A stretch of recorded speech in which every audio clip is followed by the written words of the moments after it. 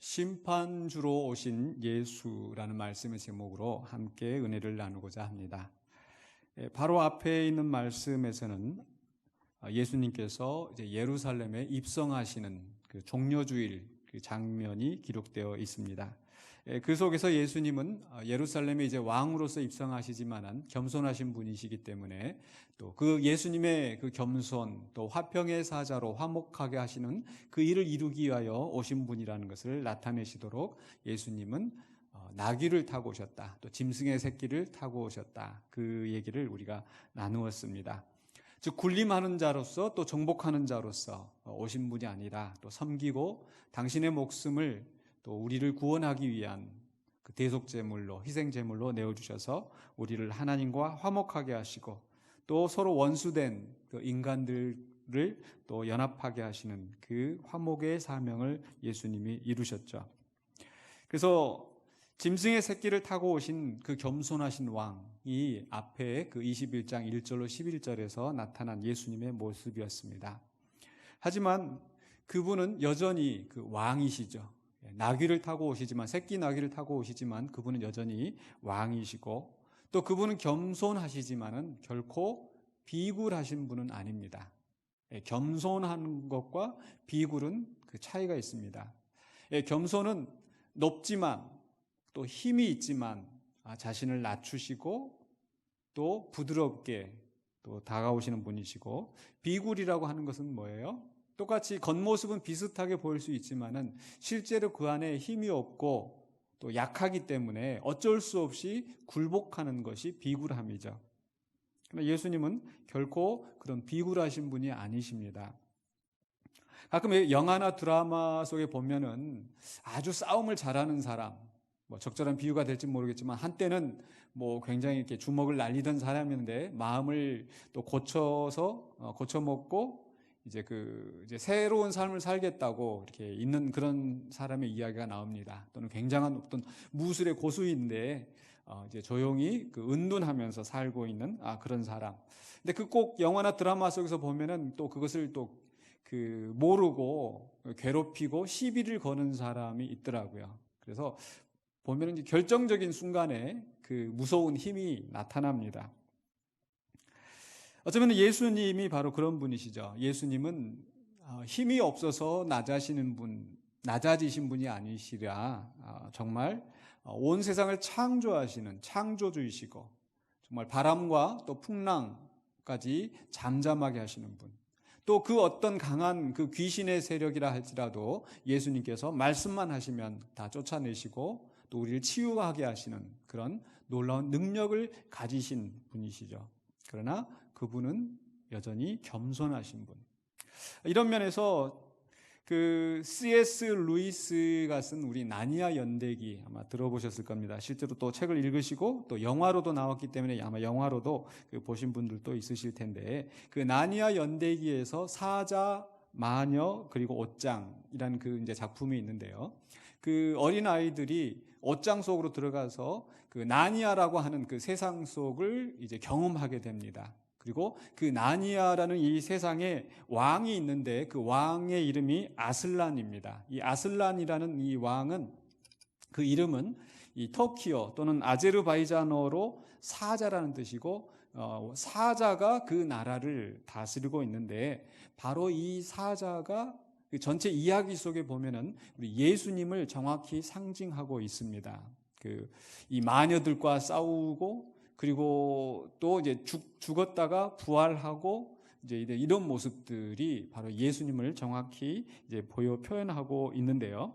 그 이야기 이제 초반부에서 이 어린 아이들이 그 사자를 만나러 이제 가는 장면 속에서 이제 수잔이라는 그 여자 주인공이 나오는데, 그 주인공이 이제 묻습니다. 그 길을 인도하는 이제 비버, 그 동물 비버가 있는데, 비버가 이제 아슬란을, 사자를 만나러 간다라고 하니까 이 아이가 묻기를 이 사자를 만나러 가는데 그 사자는 정말 우리가 안심해도 될 정도로 안전한가요? 라고 물어요. 안전한가? 그렇죠. 우리가 동물원에 가면 어린아이들이 사자를 보고 호랑이 보고 이런 걸 좋아하는데 그 호랑이 사자를 보고 안심할 수 있는 것은 철책이 있기 때문에 근데 만약에 그 전 철책이 없이 거기를 간다고 하면 누구라도 함부로 가지 못하겠죠. 그래서 이 아이가 사자를 만나러 간다고 하니까 과연 안전한가라고 묻습니다. 그때 이 비버가 대답하기를 안전하다니 무슨 말이냐? 누가 안전하다고 했느냐? 물론 안전하지 않지. 그렇지만 그분은 선한 분이시다. 이렇게 답변을 합니다. 만만히 볼 수 있는 분이 아니라는 거예요. 그는 분명히 사자이고 강력한 힘을 가지고 계시고, 그러나 그분은 아무 때나 보통 우리가 동물에서 보는 짐승들처럼 여차하면 그냥 물어뜯고 이성 없이 그렇게 행동하는 그런 짐승과 같은 무서움을 가진 분이 아니라 그는 선하시다. 안전하지 않지만 선하신 분이다. 무섭지만 좋으신 분이다 라고 하는 거죠. 그래서 이 이야기 쭉 속에서 보면 이제 나니아의 그 이야기 속에서 이 아슬라는 어떤 위로와 위안을 주는 그런 존재이기도 하지만 또는 때로는 그 책망하고 권고하는 그런 존재로 나타납니다. 그래서 이 아슬라는 예수님은 선하신 분이지만 동시에 두려우신 분이라는 것, 또 두려운 분이지만 선하신 분이라는 것. 그러니까 예수님은 나귀를 타고 오실 만큼 그는 겸손하고 또 자신을 희생제물로 드리시고 그 십자가에서 죽임 당하시는 그런 분이지만 결코 그분이 힘이 없어서 죽임을 당하시는 게 아닙니다. 그래서 오늘 말씀 속에서는 바로 예수님의 또 다른 모습, 예수님은 무서운 분이시고 우리가 마땅히 두려워해야 될, 조심해야 될 그런 분이라는 거죠. 왜 그렇습니까? 바로 오늘 말씀 속에서 예수님은 그 앞장에서 나온 모습과 전혀 다른 모습으로 성전에 와서 예수님께서 이제 그 성전에서 이제 사역을 시작을 하시는데 성전에서 장사하는 사람들이 있었습니다. 그 장사하는 사람들의 그 상을 다 엎어버리시고 채찍을 휘두르시면서 그들을 다 쫓아내시는 거죠. 분명히 예수님은 화목을 위해서, 화평을 위해서 오신 분이라고 했는데, 겸손하신 분이라고 했는데 어떻게 예수님이 이러실 수 있을까? 예수님은 동시에 심판주이시기 때문입니다. 예수님은 분명히 겸손하고 온유하신 분이십니다. 그러나 불의 앞에서 불같이 화를 내시는, 그리고 심판하시는 주님이라는 거죠. 이것은 우리 하나님과도 같습니다. 우리는 하나님을 가리켜서 하나님은 사랑이시라. 하나님의 본질 자체가 사랑이십니다. 그러나 하나님은 동시에 진노하시는 하나님이시죠. 아무 때나 진노하시는 것이 아니라 참고 참으시지만, 그러나 또 하나님께서 뜻하실 때 진노하시는, 그 어느 누구도 그 진노를 피할 수 없는 그런 엄중한 심판으로 징벌하시는 하나님이시죠. 우리 예수님도 하나님의 아들이시기 때문에 부전자전으로 정말 우리 하나님을 닮으셨어요. 그렇게 온유하고 겸손하게 그 소외된 자들을, 약한 자들을 돌보시고 함께 하시고 그들과 어울리시며 그들의 필요를 채워주시는 그런 분이시지만은, 그러나 악한 자들, 힘을 가진 자들, 불의한 자들 앞에서는 독사의 새끼들아 라고 하면서 그들에게 다가올 그런 심판을 경고하시는 무서운 예수님이시죠. 오늘 그 예수님께서 이 성전에 오셔서 그 부패한 성전의 모습을 보시고 탄식하시면서 분노하시면서 그 성전을, 그 장사하는 사람들의 상을 다 엎어버리십니다. 여기서 문제는 단지 이들이 왜 거룩한 성전에서 장사를 하고 있느냐, 단지 이 문제가 아닙니다. 어떤 사람들은 이것을 그냥 문자적으로만 생각을 하고 교회에서 예를 들어서 여전도에서 무슨 바자회를 한다, 뭐 또 뭘 하면은 성전에서 이렇게 장사를 하느냐고 그렇게 하시는, 또 이렇게 반대하시는 분이 있습니다. 근데 과연 그렇게 적용할 수 있는 부분인가? 물론 우리 오늘날 교회는 이 성전과는 다르고요. 또 여기에서 지금 예수님께서 이 문제를 삼으신 것은 단지 그들이 장사를 했기 때문에 문제가 되는 게 아닙니다. 사실 애초에 이 장사하는 사람들의 그 목적은 선한 의도로 아마 시작했을 수도 있습니다. 왜냐하면 저 순례자들이 또 먼 지방에서 오는 자들이 와서 이 성전에서 제물을 바치고 또 헌금을 해야 되는데 자기 지역에서 사는 이제 화폐를 가지고 여기 예루살렘을 바칠 수 없으니까 그 이곳에서 쓰이는 그 화폐로 교환을 하는 겁니다. 또 멀리서부터 양과 또 이 희생 제물을 가지고 올 수가 없으니까 돈으로 가지고 와서 이곳에 와서 그 제물을 사서 하나님 앞에 드리는 거죠. 그렇기 때문에 바로 이 성전에서 장사하는 것은 사실은 그 선한 순기능이 있는데 문제는 이 장사를 하면서 부당한 지나친 이익을 취하는 겁니다. 마치 우리가 관광지에 가면은 이 보통 마트에서 사는 아주 싼 것도 거기 가면 아주 비싸게 그냥 바가지를 쓰는 경우들이 있잖아요. 이 사람들이 성전에서 그렇게 바가지를 씌우는 거죠. 자기 욕심을 채우는 겁니다. 근데 이 자기 욕심을 채우는 것이 결국 누구한테 이득으로 돌아갑니까? 결국은 이 성전을 주관하고 또 이 성전을 책임지는 그 종교 권력자들이 자기 입맛에 맞는 사람들에게 저 성전에서 장사할 수 있도록 허가를 내주고 그들에게 부당한 세금을 뜯어내고 해서 이 사람들은 또 어쩔 수 없이 그 많은 또 이렇게 이득을 취할 수밖에 없는 이런 악순환이 형성된 거죠. 그렇기 때문에 예수님께서 지금 이 장사하는 사람들 다 엎어버리신 것은 단지 그 장사하는 행위를 저주하고 몰아내신 것이 아니라 자기들의 권력을 가지고 자기들의 욕심을 채우는 그 종교 체계에 대해서 예수님 다 쓸어버리시는 겁니다. 그러면서 뭐라고 말씀하세요? 내 집은 기도하는 집이라. 하나님의 기도하는 집, 하나님 앞에 예배하는 집인데 너희가 이곳을 뭘로 만들었다? 강도의 소굴로 만들었다. 결국 약자들을 갈취해서 너희들의 욕심을 채워나가는 그런 곳이 되게 하였다라고 말씀하시는 거죠.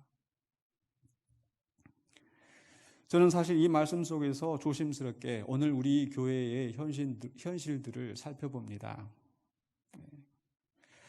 지난주 중에 각 교단에서 이제 총회가 열리고 또 이제 총회가 또 끝나고 나서 이제 노회가 또 열리게 되는데 보통 그 노회 또는 총회 때마다 항상 이 목사님들이 기도하거나 하면 이렇게 성총회 또는 성노회 이렇게 거룩한 총회, 거룩한 노회 이렇게 모입니다. 단지 어떤 그 총회 노회를 비난하기 위해서 지금 이 말을 하는 것이 아니라 이 총회가 다 끝나고 나서 뉴스가 나오고 거기에 대한 사람들의 반응을 봤을 때 과연 이게 정말 올바르고 의로운 그런 결정들이 내려졌는지 하는 의구심들을 많이 갖게 된다는 거죠. 때로 힘 있는 자들을 옹호하고 불의한 것을 덮어주고 또 죄가 없는 자들을 정죄하고 어떤 것이 잘한 것이고 어떤 것이 잘못된 것인지는 물론 하나님께서 판단하실 일이지만 또 그 총회를 바라보는 또 노회를 바라보는 그 사람들 스스로는 성노회, 성총회 이렇게 얘기를 하지만 과연 그곳에서 하나님이 기뻐하시는 그런 모임이 이루어졌는지 만약에 예수님이 그 자리에 계신다면 하나님이 그 자리에 계신다면 어떻게 받아들이셨을까 하는 생각을 해봅니다. 그런 맥락에서 바로 예수님은 이 성전을 다 쓸어버리시고 그 다음에 나오는 사건이 그 다음에 기록된 사건이 뭡니까? 바로 이 무화과를 말라버리게 하시는 거죠. 사실 이 마가복음에도 이 똑같은 기사가 나오는데 마가복음에서는 이 성전에 가시기 전에 이 무화과를 보시고 잎사귀만 무성하지 열매가 없는 것을 보시고 이제 이 무화과에서는 열매를 따먹지 못할 것이다. 그리고 성전 정결을 하신 다음에 나오시면서 그 무화과 나무가 마른 것을 이제 제자들이 보고 깜짝 놀라서 예수님께 질문한 그런 내용이 나오죠. 근데 이 순서가 중요한 게 아니라 이 무화과 나무를 마르게 하신 이 예수님의 그 행동이 어떤 의미가 있을까? 사실 마가복음에서 보면은 아직 열매를 맺을 때가 아니라는 거예요. 그래서 우리는 좀 이렇게 의구심을 가질 수가 있어요. 아니, 열매가 나오는 철이 아닌 그 무화과 나무를 왜 예수님은 굳이 그것을 말라버리게 만드셨을까? 그리고 왜 이 복음서의 기자들은 이것을 기록으로 남겨두었을까? 바로 이 무화과 나무는 바로 이 성전 또는 이스라엘을 상징합니다. 하나님의 택하신 백성인데 하나님의 영광을 위하여서, 하나님 앞에 기도하기 위하여서, 제사하기 위해서, 또 많은 사람들이 하나님 앞에 나와 예배할 수 있도록 만들어진 제도인데, 문제는 힘을 가진 자들이, 하나님의 택하신 백성들이 온전히 그 성전을 성전답게 하지 못하고 있고 하나님의 백성답지 못하게 살고 있는 겁니다. 그래서 그 무화과 나무가 말라버린 것처럼 이제 이 성전은 더 이상 쓸모가 없다. 부패한 성전을 향하여서, 부패한 백성들을 향하여서 경고의 메시지를 내리고 있습니다. 오늘날 교회의 역사에서도, 아니 지금까지 이제 초대교회가 세워지고 그 이후의 교회의 역사를 보면은 교회 자체로는 항상 거룩하다, 성당이다, 성직자다, 중세교회의 모습을 보면, 또는 교황을 떠받들고 사제를 떠받들고 이렇게 해왔는데, 그러나 그 이면 속에서 그 부패한 성직자들, 부패한 종교제도, 큰 성당을 만들기 위해서 사람들의 재산을 갈취하고 면죄부를 만들어서 팔고, 그리고 사람들을 자신들이 만든 교리로 미혹하게 만들고 위협하고 겁박을 줘서 오히려 자기들의 욕심만 채워가는 그런 교회가 되어버렸어요. 그래서 결국은 종교개혁이 일어났었던 거고요.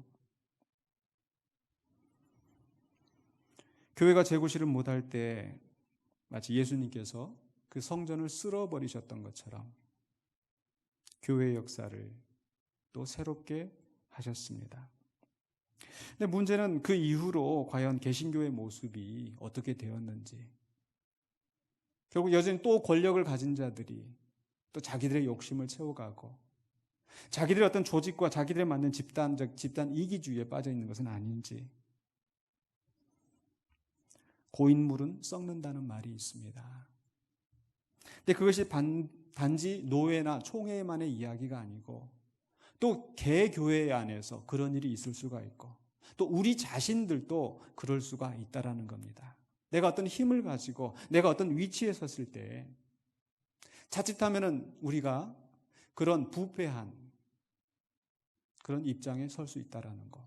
사도 바울이 그래서 우리에게 경고했던 것처럼, 그런즉 손줄로 생각하는 자는 넘어질까 조심하라.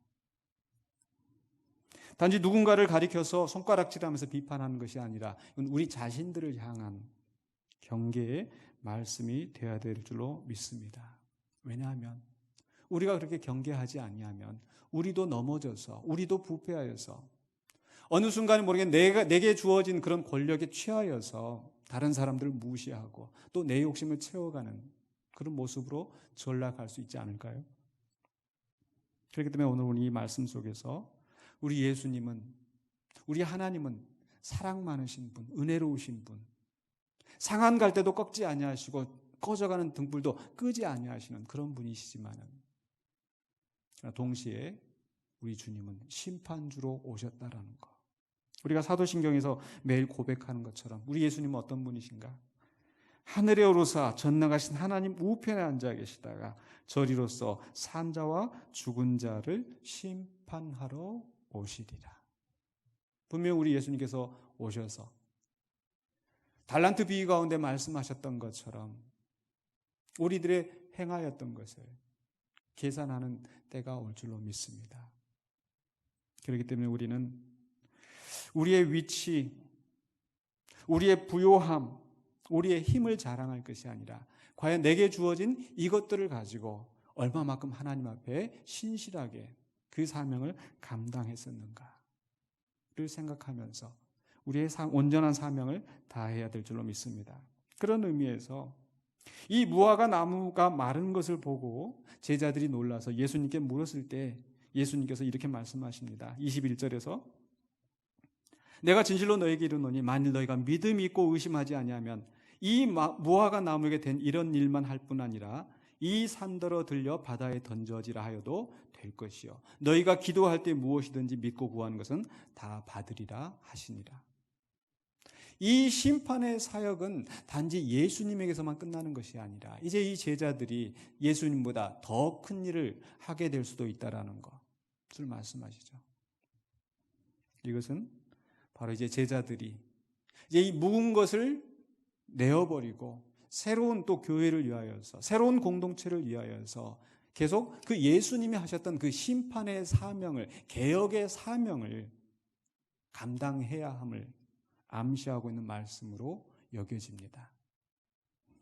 때로 우리는 너무나 연약하고 부족하기 때문에 마치 우리 속담에 계란으로 바위치기 하는 것처럼 과연 내가 이 속에서 이 공동체 안에서 무슨 일을 할 수 있을까?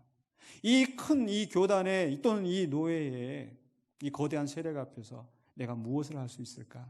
그러나 우리 예수님이 말씀하십니다. 너희가 믿음이 있고 의심하지 아니하면 너희가 기도할 때 무엇이든지 믿고 구하는 것은 다 받으리라. 그렇기 때문에 우리는 오늘 또 우리 주님 앞에 기도하면서 또 나의 길을, 나의 생각을 주장하여 주시고 또 이러한 나의 주님 앞에 온전히 받은 그 뜻이 또 주변에 선한 영향력을 끼쳐서 주님이 맡겨주신 교회를 새롭게 하고 공동체를 바르게 세워나가는 그 사명을 감당하시는 저와 여러분 되시기를 주의 이름으로 축원합니다. 기도하겠습니다. 거룩하신 아버지 하나님 은혜를 감사합니다. 또 오늘 우리에게 주시는 말씀을 정말 신중하게 조심하게 받아들입니다. 우리가 온전히 서지 못할 때 우리를 심판하시고 그러나 그 심판이 우리를 넘어지고 무너뜨리는 것이 아니라 우리를 새롭게 하시는 주님의 사랑인 줄로 믿습니다. 오늘 우리 자신들이 주 앞에 온전히 서게 하여 주시고 또한 우리 교회 공동체가 온전히 서게 하여 주시고 또 우리 노회와 총회와 교단 또 이 교계가 기독교회가 주님 앞에 바로 서게 또 우리를 사용하여 주시고 또 우리 가정을 변화시키고 지역사회를 변화시켜서 하나님이 원하시는 우리 주님께서 바라시는 그 하나님의 나라를 우리가 이루어 나가는 일에 동참하는 귀한 사역자들이 되게 하여 주시옵소서. 예수 그리스도 이름으로 기도하옵나이다. 아멘.